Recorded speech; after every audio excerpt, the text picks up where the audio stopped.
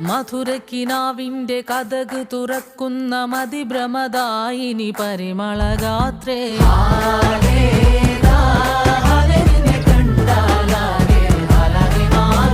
മധുരക്കിനാവിന്റെ കഥക് തുറക്കുന്ന മതിഭ്രമദായിനി പരിമളഗാത്രേ.